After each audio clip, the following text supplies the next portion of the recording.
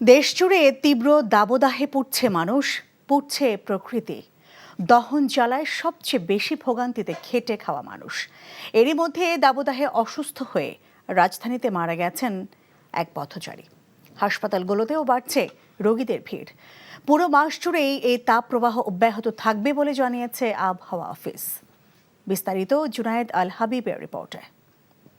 বিকাশে কম খরচে ক্যাশ আউটের লিমিট বেড়ে 50,000, প্রিয় এজেন্টও 2টা।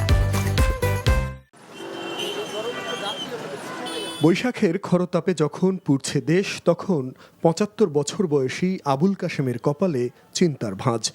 সড়কে কমে গেছে মানুষের চলাচল, ভাটা পড়েছে কাশেমের উপার্জনে। একজন যাত্রীর জন্য দুপুরের তপ্ত রোদে পুড়ে অপেক্ষা তার। প্রকৃতির এমন বিরূপ আচরণে সবচেয়ে বেশি সংকটে পড়েছেন আবুল কাশেমের মতো খেটে খাওয়া মানুষ। ফেট ছাড়াই কেউ তো ফেট না ছাড়ালে কি আর কেউ খাওয়াইবো আমারে? এজন্য বাড়িছি। বাসা থাকার জন্য বলছে, কিন্তু আমাদের পেট তো আর তা মানে না, আমাদেরকে খাইতে হয় ডেইলি। কষ্ট হইলেও যেন বেরাইতে হয়।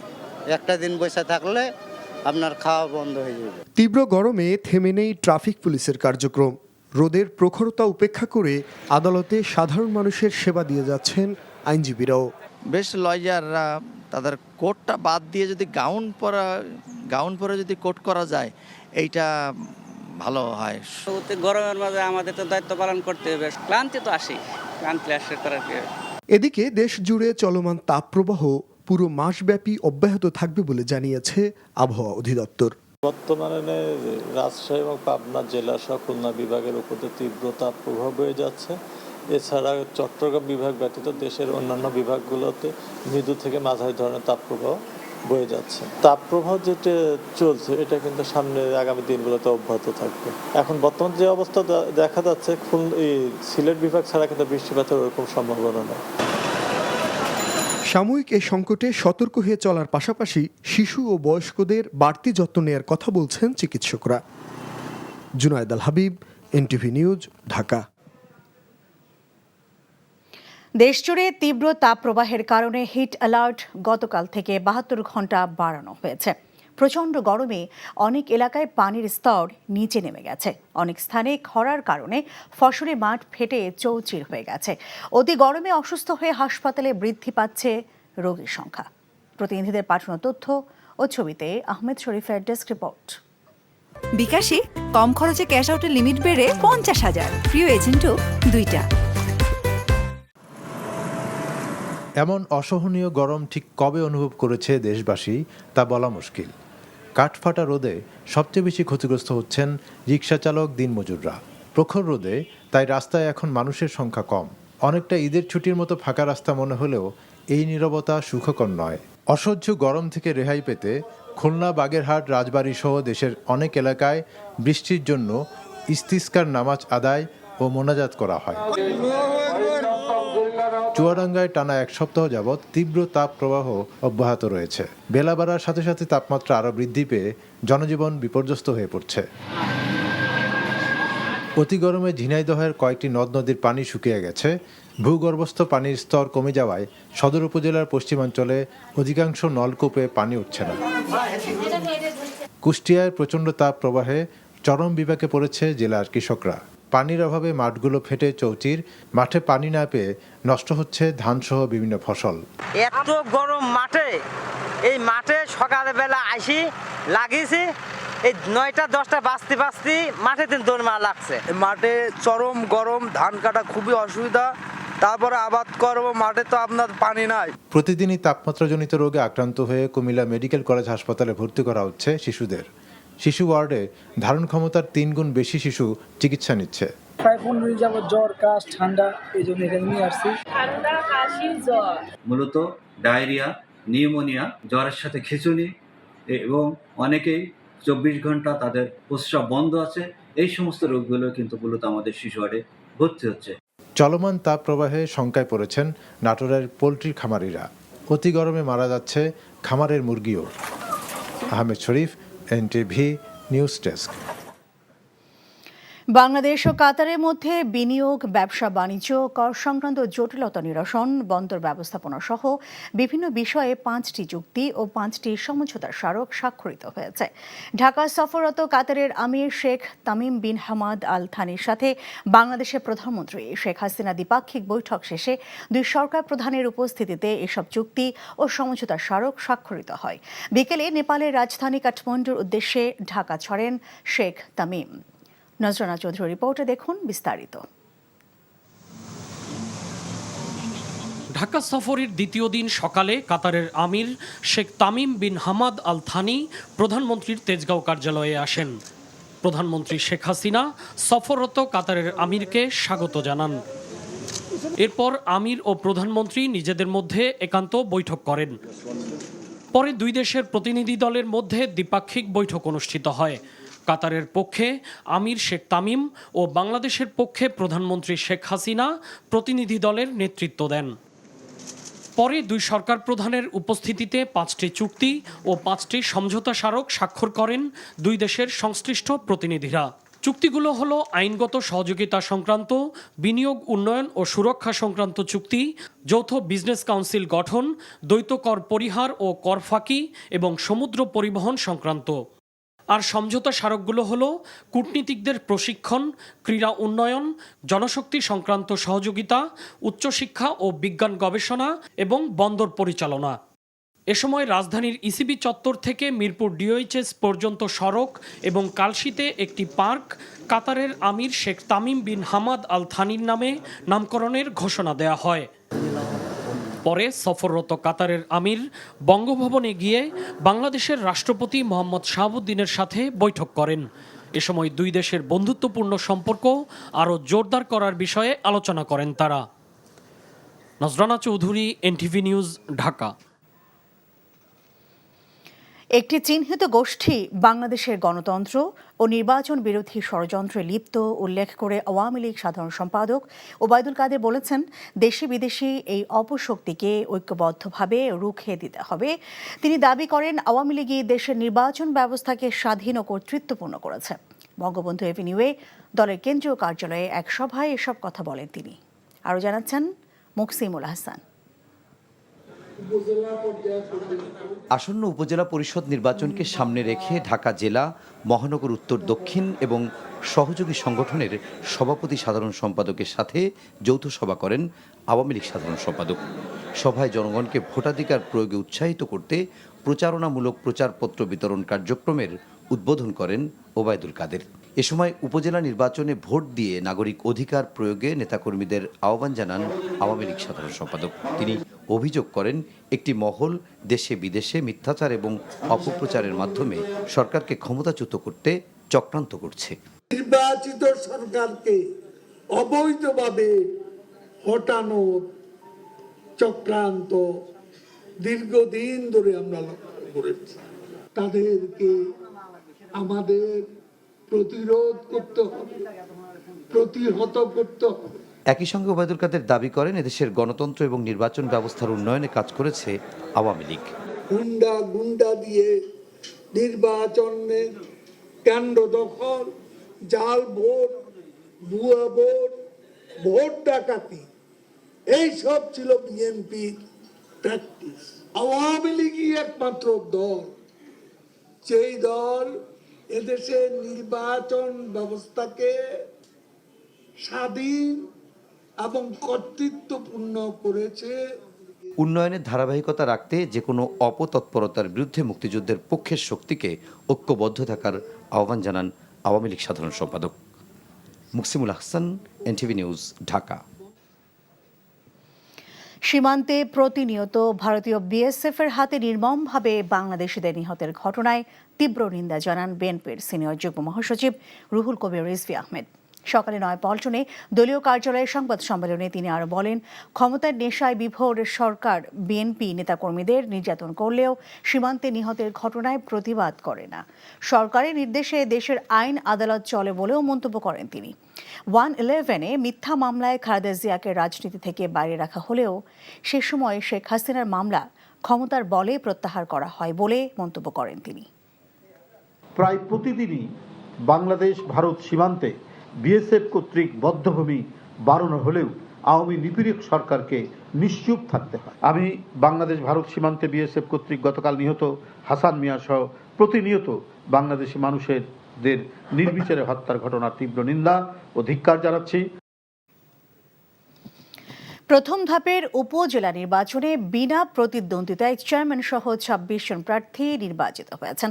রাজধানীর আগারগাঁওয়ে নির্বাচন ভবনে ব্রিফিংয়ে এই তথ্য জানিয়েছেন সচিব মোহাম্মদ জাহাঙ্গীর আলম। একই সাথে আগামী ৫ই জুন চতুর্থ ধাপের ৫৫টি উপজেলায় ভোটের তফসিল ঘোষণা করা হয়।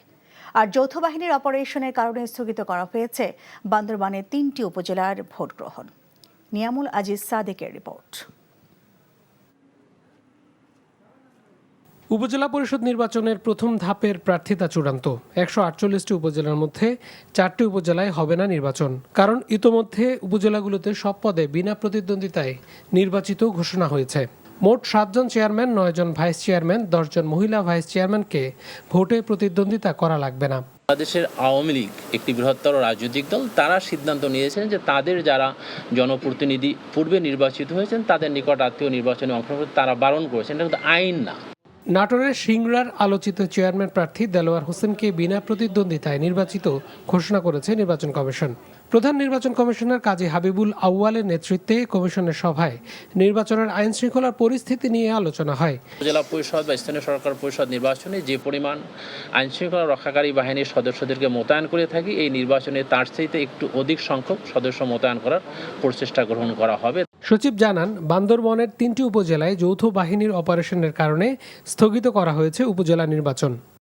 Niamul Aziz Sadek, NTV news, Dhaka. কারিগরি শিক্ষা বোর্ডের সনদ জালিয়াতির ঘটনায় প্রতিষ্ঠানটির সদ্য সাবেক চেয়ারম্যান আলী আকবর খানকে জিজ্ঞাসাবাদ করেছে ডিবি পুলিশ। ডিবি পুলিশের প্রধান হারুনার রশিদ জানিয়েছেন, আলী আকবর দায় এড়ানোর চেষ্টা করেছেন। সুনির্দিষ্ট অভিযোগ সম্পর্কে ব্যাখ্যা দিতে তাকে 2 দিনের সময় দেওয়া হয়েছে। তবে জিজ্ঞাসাবাদ শেষে সাংবাদিকদের কাছে আলী আকবর বলেন তিনি এবং তার স্ত্রী সম্পূর্ণভাবে নির্দোষ। এদিকে আলী আকবরের স্ত্রী শেহেলা পারভিনকে কারাগারে পাঠিয়েছে আদালত। হাসান জাবেদের রিপোর্ট। বাংলাদেশ কারিগরি শিক্ষা বোর্ডের হাজার হাজার সার্টিফিকেট জালিয়াতির ঘটনায় ওএসডি রয়েছেন বোর্ডের চেয়ারম্যান আলী আকবর খান। এ ঘটনায় জড়িত থাকার অভিযোগে তার স্ত্রী শেহেলা পারভিনকে ইতোমধ্যে গ্রেফতার করা হয়েছে। মঙ্গলবার সনদ জালিয়াতির ঘটনায় ডিবি কার্যালয়ে ডেকে প্রায় 3 ঘন্টা জিজ্ঞাসাবাদ করা হয় আলী আকবর খানকে। ওনার ওয়াইফকেও আমরা গ্রেপ্তার করেছি এবং ওনার ওয়াইফও কিন্তু স্বীকার করেছেন যে সিস্টেম অ্যানালিস্টের কাছ থেকে সে টাকা গ্রহণ করেছে। বললাম যে আপনার ওয়াইফও তো এই ঘটনার সাথে জড়িত, তা আপনার ওয়াইফ এখান থেকে টাকা নিলেন কেন? সেটা আমি জানি না, আমার ওয়াইফ টাকা নিয়েছে। এবং আপনার ওয়াইফের সাথে সম্পর্ক কীভাবে হলো? সেটাও আমি জানি। সে তার সঠিক ব্যাখ্যা আমাদের কাছে হাজির করবেন। ব্যাখ্যা যদি সে সঠিক ব্যাখ্যা হাজির করতে না পারেন, আর এই ঘটনার সার্টিফিকেট জালের ঘটনা তার যদি কোনো অনৈতিক কোনো ঘটনা আমরা সুনির্দিষ্ট প্রমাণ পাই, তার বিরুদ্ধে আমরা আইনগত ব্যবস্থা গ্রহণ করব। জিজ্ঞাসাবাদ শেষে সাংবাদিকদের প্রশ্নের জবাবে আলী আকবর বলেন, বিনা অপরাধে তার স্ত্রী জেল খাটছেন। এটা মিথ্যা বানোয়াট ভিত্তিহীন, এটা তদন্ত চলছে। তদন্তকারী কর্মকর্তা আমার সম্পর্কে কিছু তথ্য খুঁজে বের করতে পারে, করবে। যেই করুক, অবশ্যই যেহেতু আমি বোর্ডের প্রধান, সেই হিসেবে আমার দায় আমি এড়াতে পারি না। এদিকে মোহাম্মদ আলী আকবর খানের স্ত্রী শেহেলা পারভিনকে 2 দিনের রিমান্ড শেষে কারাগারে পাঠানো হয়েছে। Hasan Javed, NTV news, Dhaka. তড়িঘড়ি করে ব্যাংক একীভূত করার প্রক্রিয়া থেকে বিরত থাকার আহ্বান জানিয়েছেন ট্রান্সপারেন্সি ইন্টারন্যাশনাল বাংলাদেশ টিআইবি। সংস্থাটি মনে করছে এর ফলে দুর্বল ব্যাংকগুলো রক্ষায় বাংলাদেশ ব্যাংকের একীভূতকরণের প্রক্রিয়া অর্থনৈতিক খাতে সংকট মোকাবেলায় সমস্যা সৃষ্টি করবে। আজ এক বিজ্ঞপ্তিতে টিআইবি জানায়, দুর্বল ব্যাংকের মন্দ ঋণ ব্যবস্থাপনা ও মূল সমস্যাকে পাশ কাটিয়ে ঋণ খেলাপি ও জালিয়াতির জন্য দায়ী মহলকে এর মাধ্যমে দায় মুক্তি দেওয়ার চেষ্টা হচ্ছে। এদিকে বাংলাদেশ ব্যাংক থেকে পাঠানো বিজ্ঞপ্তিতে জানানো হয়, বিভিন্ন গণমাধ্যম ও সামাজিক যোগাযোগ মাধ্যমে ব্যাংক একীভূতকরণ বিষয়ে বিভিন্ন তথ্য প্রকাশিত হচ্ছে, যা অনেক ক্ষেত্রে প্রকৃত তথ্য নির্ভর নয়। একীভূত ব্যাংকগুলো যাতে অধিকতর সেবা প্রদান করতে পারে, সে লক্ষ্যেই এই প্রক্রিয়া গ্রহণ করা হয়েছে বলে বিজ্ঞপ্তিতে উল্লেখ করা হয়। সামান্য জ্বর, সর্দি কিংবা পেটে ব্যথার কারণে দূর দূরান্ত থেকে ঢাকায় এসে বিশেষজ্ঞ চিকিৎসকের শরণাপন্ন হন রোগীরা। এতে করে যেমন রোগীর অর্থ খরচ হয়, তেমনি তার ভোগান্তি বাড়ে। ব্যস্ততা বাড়ে বিশেষজ্ঞ চিকিৎসকের। চেম্বারে বাড়তি রোগীর চাপের কারণে অনেক ক্ষেত্রেই সময় এবং মনোযোগ দিয়ে রোগীর সাথে কথা বলতে পারেন না বিশেষজ্ঞ চিকিৎসকরা। এই পরিস্থিতি থেকে উত্তরণের পথ খুঁজতে রেফারেল সিস্টেম চালুর দাবি বিশেষজ্ঞদের। স্বাস্থ্য সুরক্ষা আইন পাশ হলে এই সংকট কেটে যাবে বলে আশা স্বাস্থ্যমন্ত্রীর। স্বাস্থ্য ব্যবস্থা নিয়ে শফিক শাহিনের 5 পর্বের ধারাবাহিক প্রতিবেদনের শেষ পর্ব আজ। ক্যামেরায় আনোয়ার হোসেন মিলন।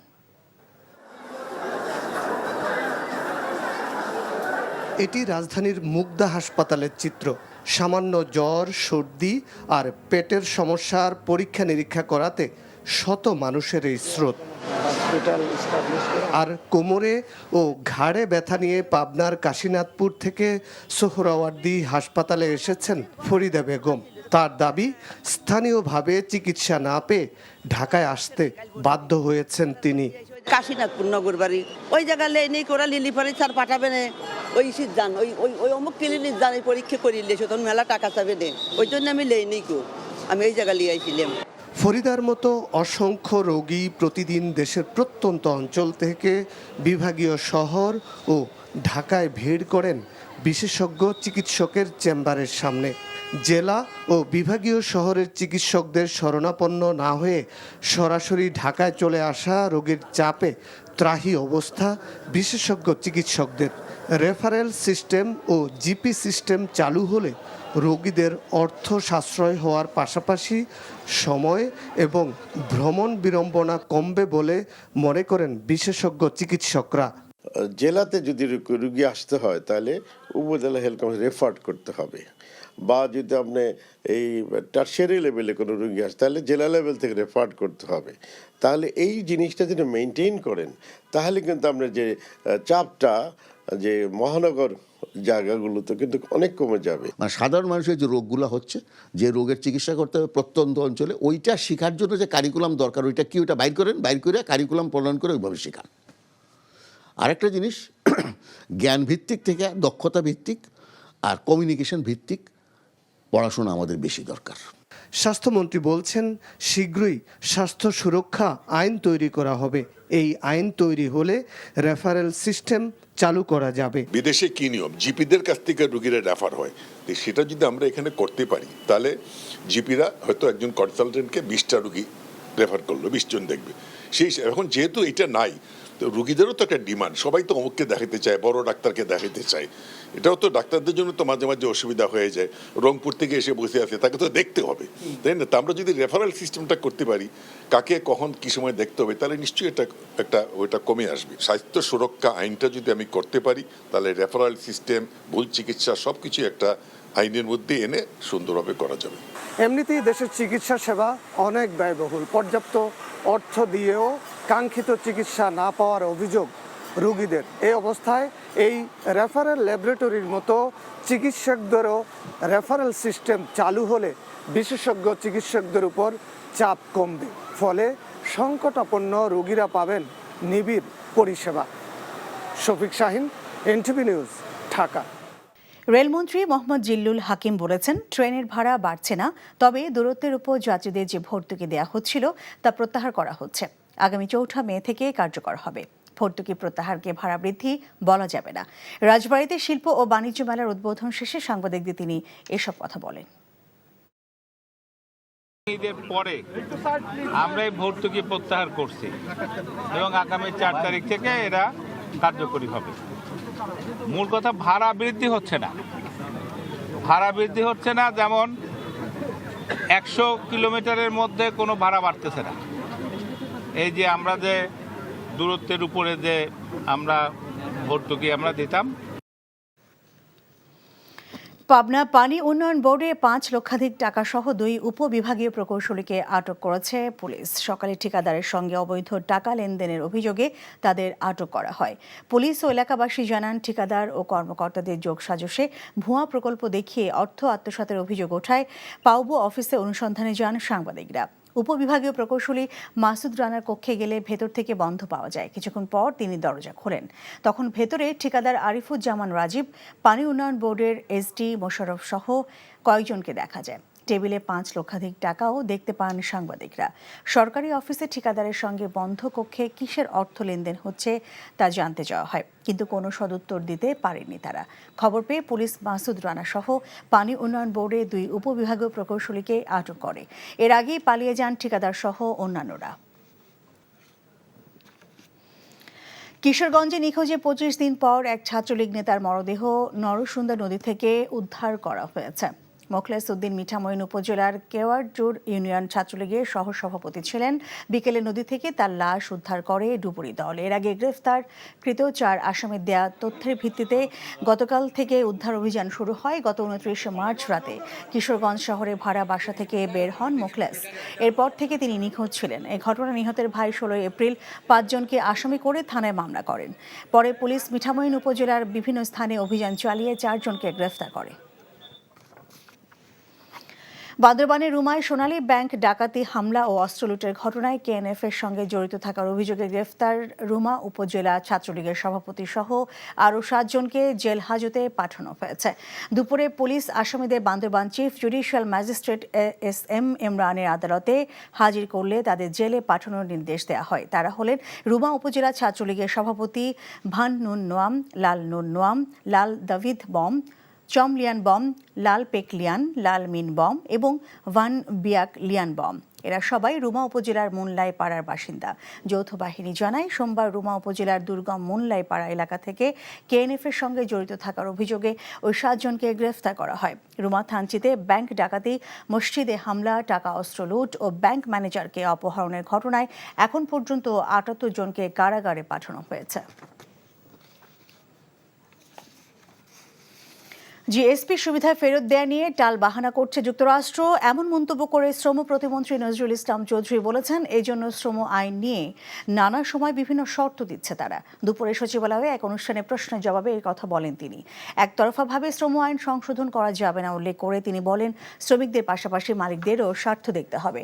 শ্রম আইন নিয়ে যুক্তরাষ্ট্রের সুপারিশ বিবেচনা করা হবে, তবে স্বকীয়তা নষ্ট করে বাংলাদেশ কোনো কাজ করবে না বলেও জানিয়েছেন প্রতিমন্ত্রী। এর আগে যমুনা অয়েল কোম্পানি লিমিটেড তাদের মোট লভ্যাংশে 2,25 লাখ টাকা চেক শ্রমিক কল্যাণ ফাউন্ডেশনে হস্তান্তর করে।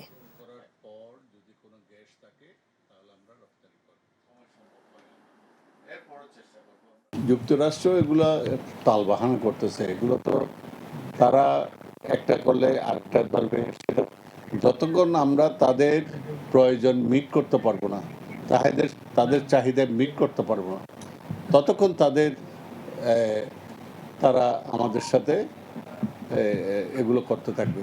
হ্যাঁ, আমেরিকা বড় শক্তি, তাদেরকে আমাদের অবশ্যই পরোয়া করতে হয়। তাই বলে আমাদের স্বকীয়তা বিকিয়ে দিয়ে আমরা তাদের সাথে আপোষ করতে রাজি নেই। তীব্র গরমে রাজধানী ঢাকার ক্লান্ত পথচারীদের মাঝে বিনামূল্যে রুহ আফজা শরবত পান করাচ্ছে হামদর্দ ল্যাবরেটরিজ বাংলাদেশ। আধুনিক হামদর্দের প্রতিষ্ঠাতা ডাক্তার হাকিম মোহাম্মদ ইউসুফ হারুন ভূঁইয়ার নির্দেশে রাজধানী জুড়ে এই কার্যক্রম পরিচালনা করছে।